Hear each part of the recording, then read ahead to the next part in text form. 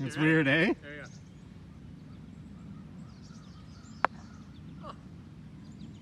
You make it. Oh! That's your home! Are you too good for your home? Answer me! Hey guys, hope you're doing awesome today.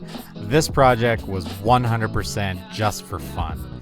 I built this putter when I was heading to an NHL alumni tournament, and it was just something that I wanted to do because I thought it'd be a fun thing to goof around on the golf course with. Now, I designed this putter head fully in Inventables easel, as you saw before, and cut it out on my X-Carve. Bit of a tip, instead of letting your CNC cut all the way through, I'll sometimes go almost all the way through and then come back with my bandsaw and just cut that last little 1/16 of an inch off. That way I know my piece won't fly off the machine. Let's pause the video right here. I can already hear the comments starting about, I don't have a CNC. How can I make this? Guess what, guys? I was thinking of you, and I had my X-Carve draw out a PDF version of this template so you could glue it onto a piece of plywood and cut it out yourself with anything like a coping saw or even a jigsaw. And yes, I had a jigsaw in my back pocket this whole time. So hope that helps. Back to the video.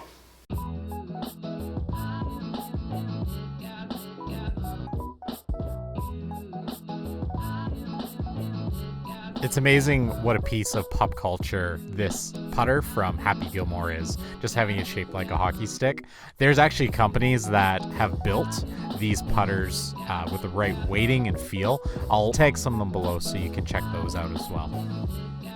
I use my stationary sander just to clean up the profile of the putter head.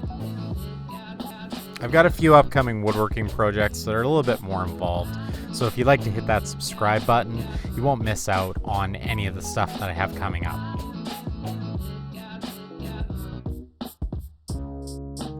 Alright, to beef up the putter head where it connects to the shaft, I did cut out these little blocks that I glue to the sides of the putter and shape to the right size. In retrospect, I probably should have just used 1/4 inch material.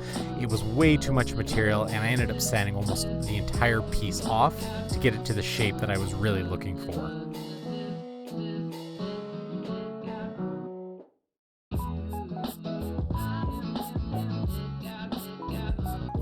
The CA glue was plenty strong enough to hold the piece in place, but because this was going to be a connection point, I figured I should clamp it overnight just in case.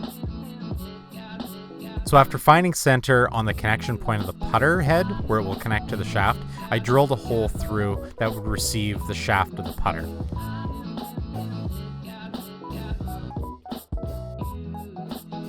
See? Too much material. I use a 3/8 of an inch roundover bit on all the sides of the putter head just to give it that profile to make it look more like a hockey stick.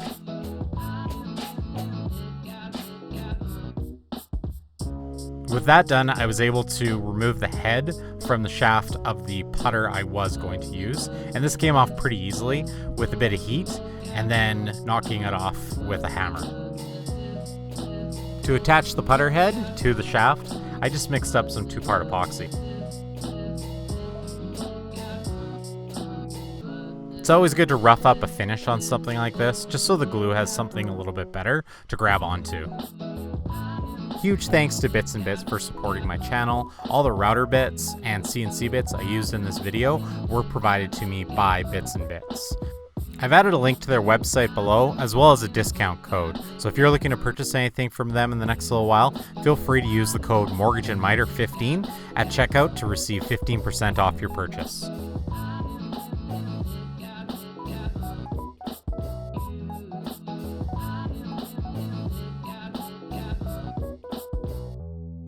With the epoxy dry, I was able to start adding finish. Now this is a metallic gold that I used, so I used a lot of very thin coats that I just really took my time with over a few days to build up a proper finish.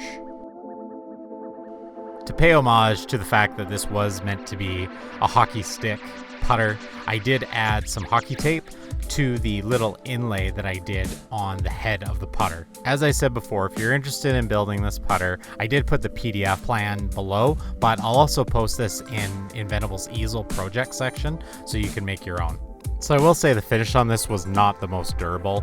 The head of the putter got absolutely destroyed on the way to the tournament, but the memories and the fun that I had with this will live on, and this will always be my golf bag.